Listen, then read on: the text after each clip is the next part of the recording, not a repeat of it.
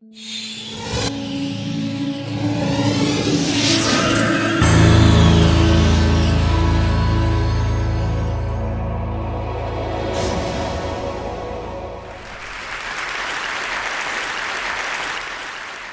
I want to start by offering you a free, no-tech life hack.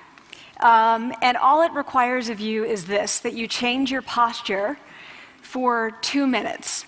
But before I give it away, I want to ask you to right now do a little audit of your body and what you're doing with your body. So how many of you are sort of making yourselves smaller? Maybe you're hunching, crossing your legs, maybe wrapping your ankles. Sometimes we hold on to our arms like this. Sometimes we spread out. I see you. So I want you to pay attention to what you're doing right now. We're going to come back to that in a few minutes, and I'm hoping that if you sort of learn to tweak this a little bit, it could significantly change the way your life unfolds. So we're really fascinated with body language, and we're particularly interested in other people's body language. You know, we're interested in, like, you know, an awkward interaction, or a smile, or a contemptuous glance, or maybe a very awkward wink, or maybe even something like a handshake. Here they are arriving at number 10, and look at this lucky policeman gets to shake hands with the President of the United States. Oh, and here comes the Prime Minister of it. No.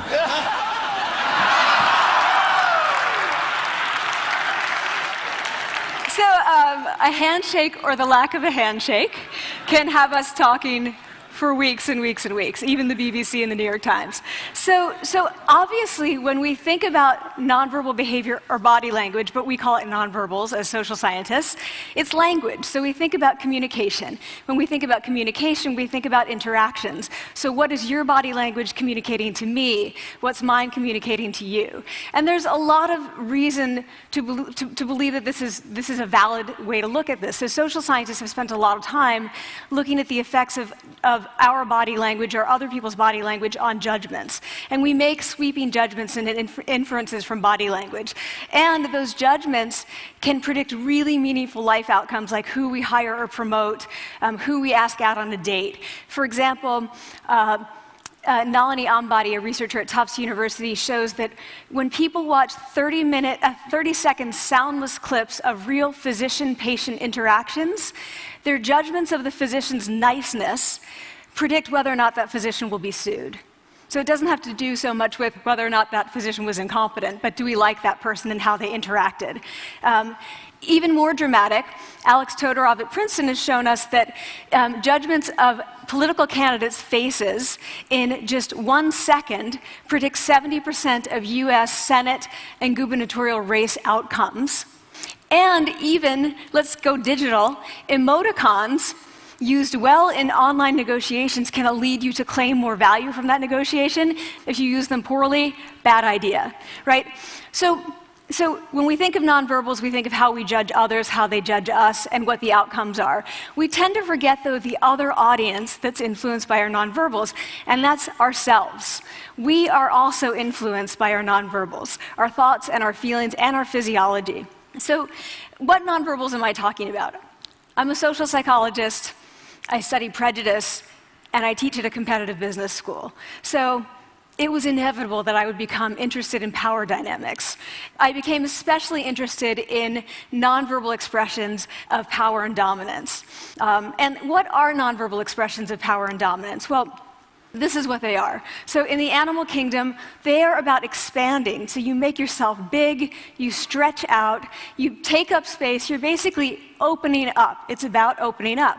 And this is true across the animal kingdom. It's not just limited to primates, and humans do the same thing. So they do this both when they have power sort of chronically, and also when they're feeling powerful in the moment.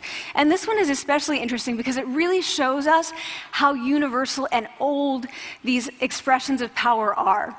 This expression, which is known as pride, Jessica Tracy has studied, she shows that people who are born with sight and people who are congenitally blind do this when they win at a physical competition. So when they cross the finish line and they've won, it doesn't matter if they've never seen anyone do it, they do this. So the arms up in the V, the chin is slightly lifted. What do we do when we feel powerless? We do exactly the opposite. We close up, we wrap ourselves up, we make ourselves small. We don't want to bump into the person next to us. So again, both animals and humans do the same thing. And this is what happens when you put together high and low power. So what we tend to do when it comes to power is that we complement the other's nonverbals. So if someone's being really powerful with us, we tend to make ourselves smaller. We don't mirror them, we do the opposite of them. So I'm watching this behavior in the classroom, and what do I notice? I notice that MBA students really exhibit the full range of power nonverbals. So you have people who are like caricatures of alphas, like really coming into the room. They get right into the middle of the room before class even starts, like they really want to occupy space. When they sit down, they're sort of spread out. They raise their hands like this. You have other people who are virtually collapsing when they come in. As soon as they come in, you see it.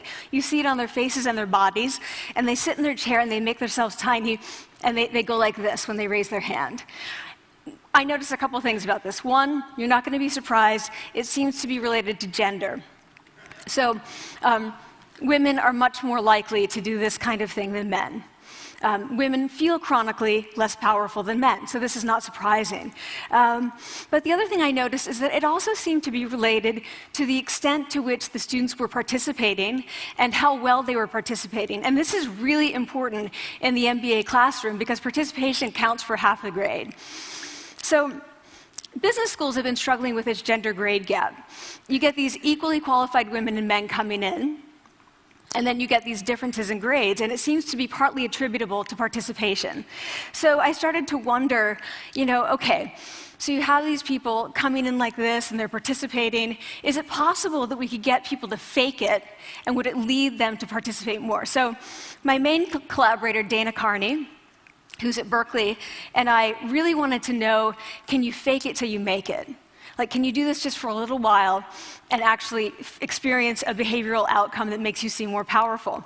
So we know that our nonverbals govern how other people think and feel about us. There's a lot of evidence, but our question really was, do our nonverbals govern how we think and feel about ourselves? There's some evidence that they do. So, for example, when we smile when we feel happy, but also when we're forced to smile by holding a pen in our teeth like this, it makes us feel happy. So it goes both ways. When it comes to power, it also goes both ways. So when you feel powerful, you're more likely to do this, but it's also possible that when you pretend to be powerful, you are more likely to actually feel powerful. So the second question really was, so we know that our minds change our bodies, but is it also true that our bodies change our minds? And when I say minds, in the case of the powerful, what am I talking about? So I'm talking about thoughts and feelings and the sort of physiological things that make up our thoughts and feelings. And in my case, that's hormones. I look at hormones. So what do the minds of the powerful versus the powerless look like? So powerful people tend to be, not surprisingly, more assertive and more confident, more optimistic. They actually feel that they're going to win even at games of chance. They also tend to be able to think more abstractly. So there are a lot of differences. They take more risks. There are a lot of differences between powerful and powerless people. Physiologically, there also are differences on two key hormones, testosterone, which is the dominance hormone, and cortisol, which is the stress hormone. So what we find is that high-power alpha males in primate hierarchies have high testosterone and low cortisol. And powerful and effective leaders also have high testosterone and low cortisol. So what does that mean? When you think about power, people tended to think only about testosterone because that was about dominance. But really, power is also about how you react to stress. So do you want the high-power leader that's dominant, high on testosterone, but really stress reactive? Probably not, right? You want the person who's powerful and assertive and dominant, but not very stress reactive, the person who's laid back. So we know that in primate hierarchies, if an alpha needs to take over, if an individual needs to take over an alpha role sort of suddenly, within a few days, that individual's testosterone has gone up significantly and his cortisol has dropped significantly. So we have this evidence, both that the body can shape the mind, at least at the facial level, and also that role changes can shape the mind. So what happens, okay, you take a role change, what happens if you do that at a really minimal level, like this tiny manipulation, this tiny intervention? For 2 minutes you say, I want you to stand like this, and it's going to make you feel more powerful. So this is what we did. We decided to bring people into the lab and run a little experiment.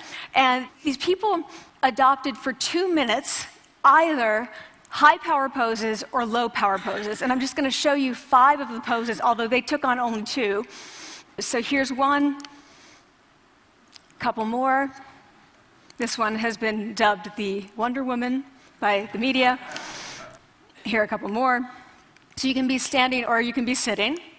And here are the low power poses. So you're folding up, you're making yourself small. This one is very low power. When you're touching your neck, you're really kind of protecting yourself. So this is what happens. They come in, they spit into a vial. We, for 2 minutes, say, you need to do this or this. They don't look at pictures of the poses. We don't want to prime them with the concept of power. We want them to be feeling power, right? So 2 minutes they do this. We then ask them, how powerful do you feel on a series of items? And then we give them an opportunity to gamble. And then we take another saliva sample. That's it. That's the whole experiment. So this is what we find. Risk tolerance, which is the gambling. What we find is that when you're in the high power pose condition, 86% of you will gamble. When you're in the low power pose condition, only 60%. And that's a pretty whopping significant difference. Here's what we find on testosterone. From their baseline when they come in, high power people experience about a 20% increase. And low power people experience about a 10% decrease. So again, 2 minutes and you get these changes. Here's what you get on cortisol. High power people experience about a 25% decrease, and the low power people experience about a 15% increase. So 2 minutes lead to these hormonal changes that configure your brain to basically be either assertive, confident, and comfortable, or really stress reactive, and feeling sort of shut down. And we've all had that feeling, right? So it seems that our nonverbals do govern how we think and feel about ourselves. So it's not just others, but it's also ourselves. Also, our bodies change our minds. But the next question, of course, is, can power posing for a few minutes really change your life in meaningful ways? So this is in the lab, it's this little task, it's just a couple of minutes. Where can you actually apply this, which we cared about, of course. And so we think it's really what matters, where you want to use this is evaluative situations, like social threat situations. Where are you being evaluated? Either by your friends, like for teenagers, it's at the lunchroom table. It could be, for some people, it's speaking at a school board meeting. It might be giving a pitch, or giving a talk like this, or doing a job interview. We decided that the one that most people could relate to, because most people had been through, was the job interview. So we published these findings, and the media are all over it, and they say, okay, so this is what you do when you go in for the job interview, right? So we were, of course, horrified and said, oh my God, no, that's not what we meant at all, for numerous reasons. No, don't do that. Again, this is not about you talking to other people, it's you talking to yourself. What do you do before you go into a job interview? You do this. Right? You're sitting down, you're looking at your iPhone or your Android, not trying to leave anyone out. You're looking at your notes, you're hunching up, making yourself small, when really what you should be doing maybe is this, like in the bathroom, right? Do that, find 2 minutes. So that's what we want to test, okay? So we bring people into a lab, and they do either high or low power poses again. They go through a very stressful job interview. It's 5 minutes long. They are being recorded, they're being judged also, and the judges are trained to give no nonverbal feedback. So they look like this. Like, imagine this is the person interviewing you. So for 5 minutes, nothing. And this is worse than being heckled. People hate this. It's what Marianne LaFrance calls standing in social quicksand. So this really spikes your cortisol. So this is the job interview we put them through, because we really wanted to see what happened. We then have these coders look at these tapes, 4 of them. They're blind to the hypothesis, they're blind to the conditions. They have no idea who's been posing in what pose. And they end up looking at these sets of tapes and they say, oh, we want to hire these people, all the high power posers. We don't want to hire these people. We also evaluate these people much more positively overall. But what's driving it? It's not about the content of the speech. It's about the presence that they're bringing to the speech. We also, because we rate them on all these variables related to sort of competence, like how well structured is the speech? How good is it? What are their qualifications? No effect on those things. This is what's affected, these kinds of things. People are bringing their true selves, basically. They're bringing themselves. They bring their ideas, but as themselves, with no residue over them. So this is what's driving the effect, or mediating the effect. So when I tell people about this, that our bodies change our minds, and our minds can change our behavior, and our behavior can change our outcomes, they say to me, it feels fake, right? So I said, fake it till you make it. Like, it's not me. Like, I don't want to get there and then still feel like a fraud. I don't want to feel like an imposter. I don't want to get there only to feel like I'm not supposed to be here. And that really resonated with me, because I want to tell you a little story about being an imposter and feeling like I'm not supposed to be here. When I was 19, I was in a really bad car accident. I was thrown out of a car, rolled several times. I was thrown from the car, and I woke up in a head injury rehab ward. And I had been withdrawn from college, and I learned that my IQ had dropped by 2 standard deviations, which was very traumatic. I knew my IQ because I had identified with being smart, and I had been called gifted as a child. So I'm taken out of college. I keep trying to go back. They say, you're not going to finish college. Like, just, there are other things for you to do, but that's not going to work out for you. So I really struggled with this, and I have to say, having your identity taken from you, your core identity, and for me it was being smart, having that taken from you, there's nothing that leaves you feeling more powerless than that. So I felt entirely powerless. I worked and worked and worked, and I got lucky and worked and got lucky and worked. Eventually I graduated from college. It took me 4 years longer than my peers, and I convinced someone, my angel advisor, Susan Fisk, to take me on. And so I ended up at Princeton, and I was like, I am not supposed to be here. I am an imposter. And the night before my first year talk, and the first year talk at Princeton is a 20-minute talk to 20 people. That's it. I was so afraid of being found out the next day that I called her and said, I'm quitting. She was like, you are not quitting, because I took a gamble on you and you're staying. You're going to stay, and this is what you're going to do. You're going to fake it. You're going to do every talk that you ever get asked to do. You're just going to do it and do it and do it, even if you're terrified and just paralyzed and having an out-of-body experience, until you have this moment where you say, oh my gosh, I'm doing it. Like, I have become this. I am actually doing this. So that's what I did. 5 years in grad school. A few years, I'm at Northwestern. I moved to Harvard. I'm at Harvard. I'm not really thinking about it anymore, but for a long time I had been thinking, not supposed to be here, not supposed to be here. So at the end of my first year at Harvard, a student who had not talked in class the entire semester, who I had said, look, you got to participate or else you're going to fail, came into my office. I really didn't know her at all. And she came in totally defeated, and she said, I'm not supposed to be here.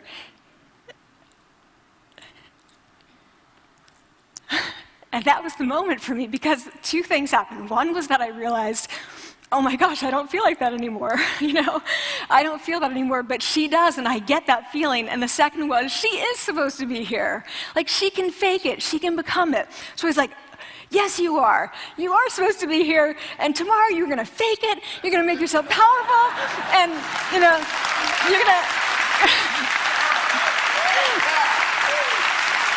and you're going to go into the classroom, and you are going to give the best comment ever, And she gave the best comment ever, and people turned around, and they were like, oh my God, I didn't even notice her sitting there, She comes back to me months later, and I realized that she had not just faked it till she made it, she had actually faked it till she became it.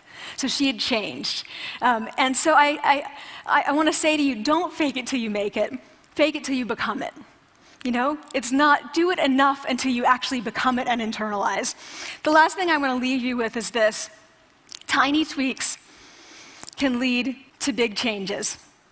So this is 2 minutes. 2 minutes, 2 minutes, 2 minutes. Before you go into the next stressful evaluative situation, for 2 minutes, try doing this in the elevator, in a bathroom stall, at your desk behind closed doors. That's what you want to do. Configure your brain to cope the best in that situation. Get your testosterone up, get your cortisol down. Don't leave that situation feeling like, oh, I didn't show them who I am. Leave that situation feeling like, oh, I really feel like I got to say who I am and show who I am. So I want to ask you first, both to try power posing, and also I want to ask you to share this science, because this is simple. I don't have ego involved in this. Give it away. Share it with people, because the people who can use it the most are the ones with no resources and no technology and no status and no power. Give it to them, because they can do it in private. They need their bodies, privacy, and 2 minutes, and it can significantly change the outcomes of their life. Thank you.